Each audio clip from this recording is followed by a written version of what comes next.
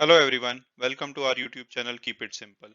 आज के वीडियो में हम डिस्कस करेंगे टेलीकॉम सेक्टर के रिलीफ पैकेज के बारे में।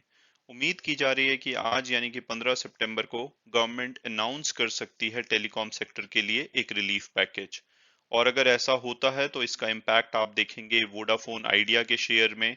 और इसके अलावा जिन बैंक्स ने इसको लोन दे रखा है जैसे कि IDFC bank, yes bank, IndusInd bank और कुछ अन्य बैंक, और इसके अलावा इंडस टावर के शेयर पर भी इम्पैक्ट देखा जा सकता है। तो हम डिस्कस करेंगे इस वीडियो में कि ये सारा मामला क्या है। चलिए आगे बढ़ते हैं। तो लेटेस्ट अपडेट ये है कि जो भी टेलीकॉम कंपनी की स्पेक्ट्रम पेमेंट ड्यू है, गवर्नमेंट आज उसमें कुछ रिलीफ दे सकती है मॉरेटोरियम लाके। मॉरेटोरियम का मतलब है कि कुछ टेम्पररी रिलीफ, जिससे कि वो जो भी पेमेंट टेलीकॉम कंपनीज को गवर्नमेंट को करनी है उसको थोड़ा पोस्टपोन कर सकती है। और ये पैकेज लाया जा रहा है स्पेसिफिकली वोडाफोन आइडिया को दिमाग में रखकर, क्योंकि वोडाफोन आइडिया का कई हजार करोड़ का डेट ड्यू है जो कि इन्होंने प्रोविजन भी नहीं कर रखा है। और अगर हम डिटेल में बात करें तो इनका लेटेस्ट नंबर के हिसाब से 1,91,590 करोड़ ड्यू है, जिसमें कि 1,06,000 करोड़ के आसपास स्पेक्ट्रम पेमेंट के लिए है और 62,000 करोड़ एजीआर यानी कि एडजस्टेड ग्रॉस रेवेन्यू के लिए है, जो कि इनको गवर्नमेंट को देना है। और ये सब डेवलपमेंट हो रही है 6 वीक के बाद, जबकि कुमार मंगलम बिरला जी ने रिजाइन किया था वोडाफोन आइडिया के चेयरमैनशिप से। और जून में इन्होंने एक लेटर लिखा था गवर्नमेंट को कि भाई आपको इंटरवीन करना पड़ेगा और कंपनी को बचाना पड़ेगा। तो अब इस पैकेज में क्या इंक्लूड हो सकता है? तो जो सोर्सेज मान रहे हैं वो ये कह रहे हैं कि एक तो जो भी एजीआर और स्पेक्ट्रम ड्यूज हैं उनमें 4 ईयर मॉरेटोरियम दिया जा सकता है, यानी कि पोस्टपोन किया जा सकता है इस पेमेंट को 4 साल के लिए। दूसरा, एजीआर की डेफिनेशन को थोड़ा सा रीडिफाइन किया जा सकता है और उसमें जो नॉन टेलीकॉम आइटम्स हैं उनको एक्सक्लूड किया जा सकता है, जिससे कि थोड़ी सी डेट कम हो सकता है। इसके अलावा जो भी स्पेक्ट्रम यूसेज के चार्जेस हैं उसमें भी थोड़ी कमी लाई जा सकती है। तो मेनली ये जो भी स्टेप्स लिए जा रहे हैं इससे इसका पर्पस ये है कि ये इमीडिएट रिलीफ देंगे और कैश फ्लो को लेकर जो इन कंपनीज के ऊपर है, अगर ये पोस्टपोन हो जाती है पेमेंट तो उनके ऊपर कैश बर्डन नहीं आएगा। इसके अलावा बात ये भी की जा रही है कि कुछ डेट को गवर्नमेंट इक्विटी में कन्वर्ट कर सकती है, यानी कि डेट के बदले में कंपनी के शेयर ले सकती है। इसके बारे में डिस्कशन हो रही है, अभी फॉर्मलाइज नहीं हुआ है, लेकिन अगर ये एक्सेप्ट होता है प्रपोजल तो ये कंपनीज को डेफिनेटली हेल्प करेगा, क्योंकि उससे जाएगा कि गवर्नमेंट का विश्वास है कंपनी के ऊपर, तभी कंपनी के शेयर लिए जा रहे हैं और इससे कंपनी को हेल्प होगी फर्दर फंड रेजिंग में। तो ये भी सोचा जा रहा है। इसके अलावा जो भी ये 3 प्लेयर इंडस्ट्री रह गई है अब, जियो, एयरटेल और वोडाफोन, खासकर वोडाफोन को प्रॉब्लम है। वोडाफोन तो एग्जिस्ट ही नहीं करेगा अगर ये रिलीफ नहीं आया, और इसके अलावा एयरटेल को भी ये फायदा करना चाहिए। तो ये ओवरऑल, क्योंकि ये इंडस्ट्री में अगर हेल्प नहीं की गई तो इसमें काफी ज्यादा क्राइसिस हो सकता है, तो वो भी इसके पीछे का कारण है। हालांकि गवर्नमेंट में कुछ सोर्सेज ये बोल रहे हैं कि भाई आप टैक्स पेयर मनी को क्यों यूज कर रहे हो इस कंपनी को बचाने के लिए, जबकि इस कंपनी का फर्ज बनता था कि ये जब लीगल केस चल रहा था तो इनको प्रोविजंस करने चाहिए थे, तब इन्होंने प्रोविजन नहीं करे और अब इनकी लायबिलिटी इतनी बढ़ गई है।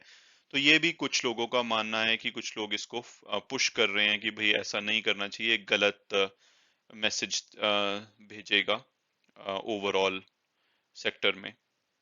हालांकि इंडस्ट्री एनालिस्ट ये मान रहे हैं कि अगर ऐसा नहीं किया गया तो ये एक कंपनी तो खत्म हो जाएगी और तो सिर्फ दो कंपनी रह जाएंगी, जो कि कंपटीशन को इम्पैक्ट करेगी, यूजर इंटरेस्ट को इम्पैक्ट करेगी। तो वो बोल रहे हैं कि इसका लाना बहुत जरूरी है। इसके अलावा जो सीओए आई है, यानी कि cellular operator association of India, उन्होंने भी अभी लेटली बोला है कि भाई गवर्नमेंट को एक तो टैक्सेस कम करने पड़ेंगे, ऊपर से जो भी ऑक्शन का पीरियड होता है उसको डबल करना पड़ेगा, साथ में 7 से 10 साल का मॉरेटोरियम देना चाहिए, ताकि पेमेंट की जा सके, क्योंकि सारे प्लेयर इतने कैश रिच नहीं है और हैवी पेमेंट्स होती हैं। तो keep the interest of users mind और इंडस्ट्री, तो इनको थोड़ा सा इसमें 7 से 10 साल का टाइम देना चाहिए।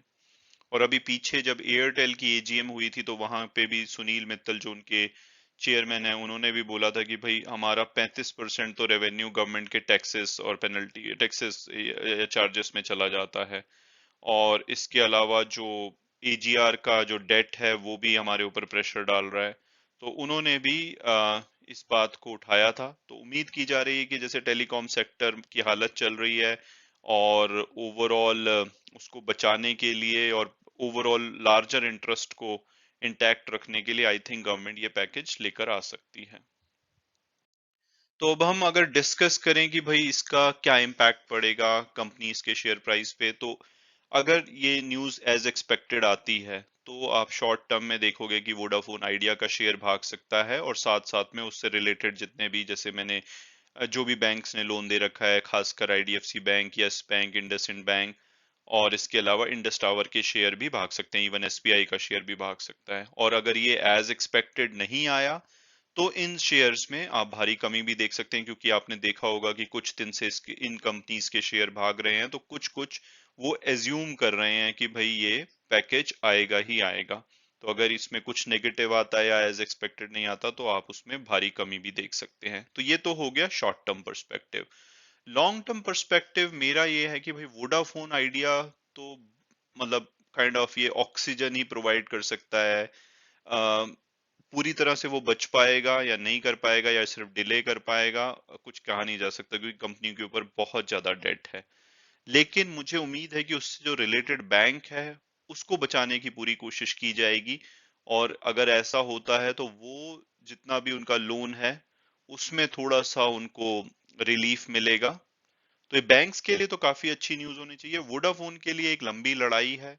अभी ये नहीं कहा जा सकता कि ये आने से वो कंप्लीटली सेफ हो जाएंगे, लेकिन हाँ उनको ब्रीदर मिलेगा, और अगर वो फंड रेजिंग कर पाते हैं और उसके बाद अपनी जैसे कि टैरिफ्स को बढ़ा के और किसी तरह से कंपटीशन को सरवाइव कर पाते हैं, तो एक केस स्टडी होगी, हिस्ट्री बनेगी। लेकिन उनके लिए अभी रास्ता मुश्किल है।